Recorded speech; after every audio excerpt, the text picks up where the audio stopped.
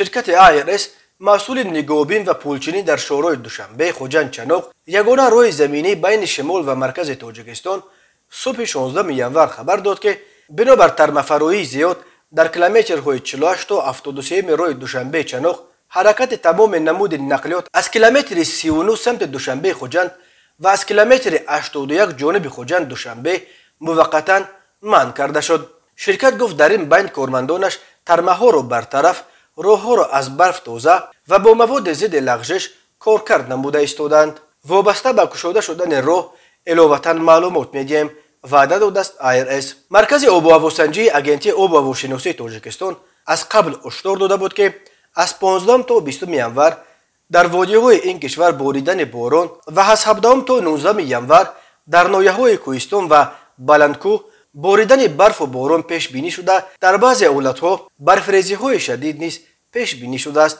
معاون سردار مرکز آب و هواسنجی اگنتی آب و هواشناسی مملکت پروینه سید جمالووا همچنین خبر داد که از 15 تا 20 ینور در بعضی ناحیه‌های کوهی تابع جمهوری و غرب ولایت مختار کوهستان بدخشان فرآمدن ترمه در نظر است.